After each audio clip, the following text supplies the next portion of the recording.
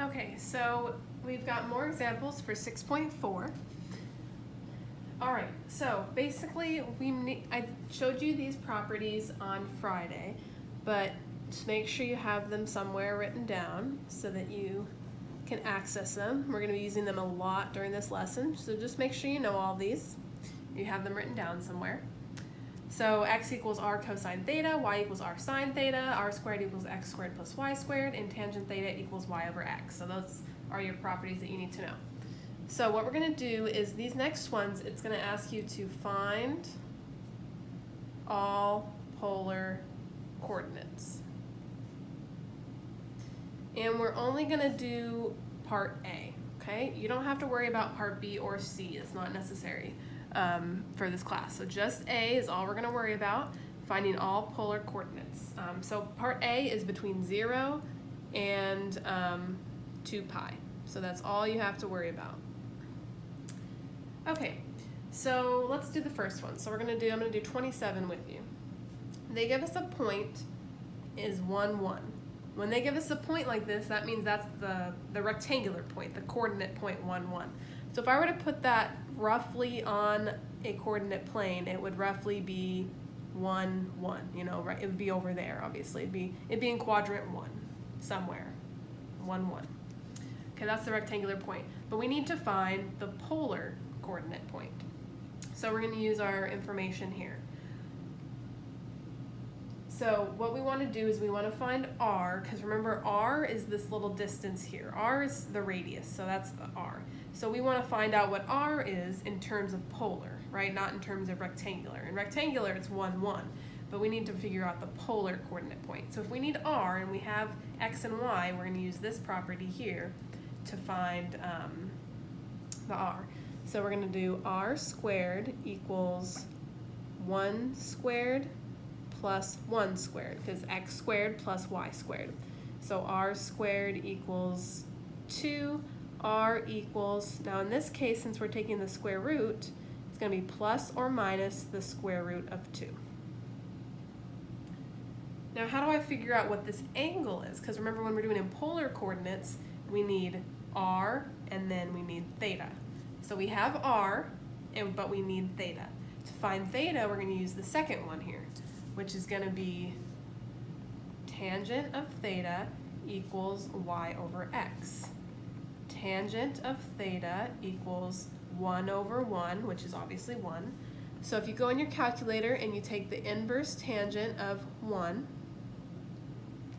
which is basically asking where on the unit circle is tangent 1, it turns out that there's 2 places, right? There's 2 places where the tangent is 1. The tangent is 1 at pi over 4 and 5 pi over 4. And you'll notice those are the 2 that are directly across from each other.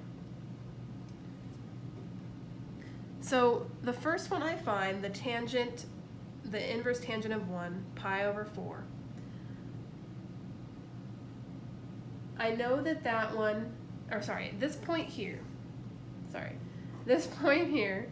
I know is in the first quadrant. So I know my first coordinate point, if I'm talking about pi over 4, which is the one in the first quadrant, I know my r for that one is positive root 2, because it's on the positive side. This would be the negative side. So I know it's positive root 2. Now the second coordinate point, because it says find all coordinate points, so you're going to be finding 2. There's 2 of them. The next one is going to be 5 pi over 4, because we learned this last week. Actually, we learned this all the way back on Tuesday of last week.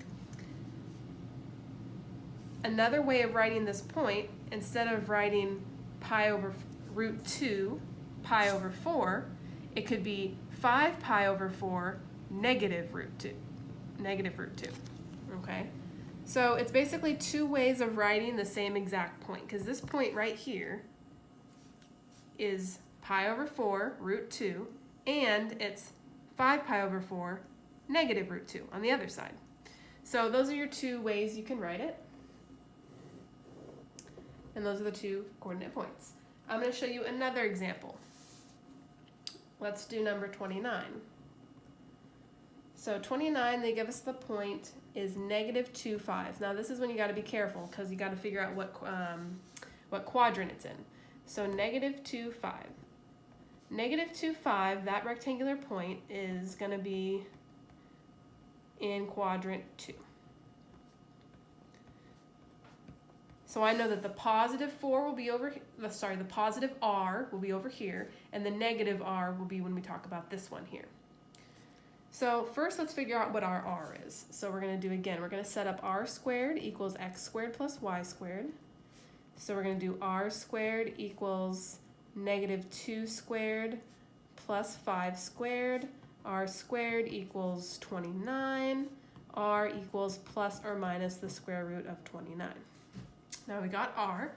Now we need to figure out what theta is. So let's use our other property. Our other property says that the tangent of theta equals y over x. So the tangent of theta equals 5 over -2.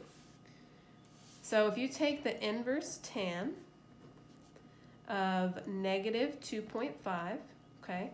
Now, when you put this in your calculator, make sure you're in radian mode. So I'm going to show you in my calculator here. I made sure that when I found out we weren't going to be in school, I ran to the school and got all my supplies, and I made sure to grab a calculator because you can do it online, but I like using this calculator. So anyways, you guys are probably doing online, but if you do have your own graphing calculator, it might be helpful to you. But anyways, so if we go inverse tangent of -2.5,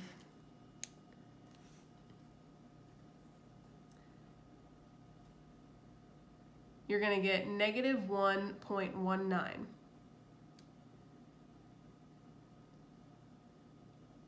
radians. So I'm going to ask myself, okay, this is in radians, so what is it in degrees? I'm going to find it real quick in degrees. So if I find this in degrees, I'm going to do times 180 divided by pi, and I get about -68 degrees about. So theta is -68 degrees. I know if I have a little plane here, talking about -68 degrees, that's about right here. All right, that's right down here somewhere. So if the angle I'm talking about is down here, but the point they have given us is -2.5, which is up here.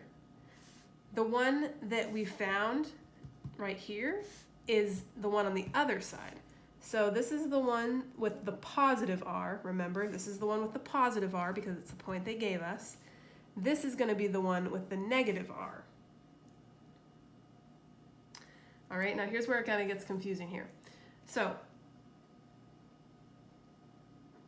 think about this. If they're giving me this one, and I want this angle, I would take this and I would add pi. So if you take whatever you got in radians here and you add pi, you will get this one here because pi is obviously 180 degrees pi. So if I am given this one from what we found and I want this one, I'm going to add pi. So my first radian I found was -1.1. Right, that's what I found. So I'm going to take that and I'm going to add pi. So I get 1.95. So I know that for my first point, my point number 1, this angle here, this one here, is going to be 1.95 radians, and it's my positive root 29. Remember, this side is the positive root 29. So in this case, basically why we had to do that is because when we plugged in our y and our x into this property here, they gave us the opposite side. They gave us -68 degrees, which is down here, which is the opposite. So we needed to take that, add pi to it, or 180 degrees. You could have taken, You could have taken negative 68 and added 180 degrees as well, and you would have gotten this one here. But this, we're just doing it in radians. But you can do it in degrees or radians, whatever you want. But, so if we go from here, we're trying to find this one, we're going to add the pi. So that's how I got 1.95. This angle right here is 1.95 radians. This is in radians, okay? You could convert that to degrees, and you'd be able to see how many degrees that is, but this is in radians, okay? And I know it's positive. So this is point number 1. Now the second point I'm trying to talk about is this point here, but I can't do it in terms of negative degrees. I gotta do it in positive. So I gotta ask myself, how many degrees is this here? So how many degrees is this one? I know it's gonna be the negative one, but how many degrees would this be if I started at 0? How many degrees would it be? Well, if this is negative 68.1, I would take 360 minus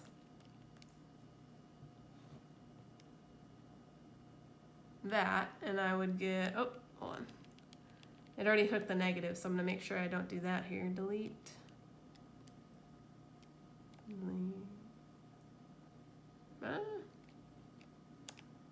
Let me try again. 360, and then I'm gonna go up here, enter. Oh my gosh. Okay, well that's okay. 360 minus, let's go 68.2. We'll just round it, it's okay. That's about 291 degrees. Now, since I wrote my first one in radians, I'm just gonna keep it in radians.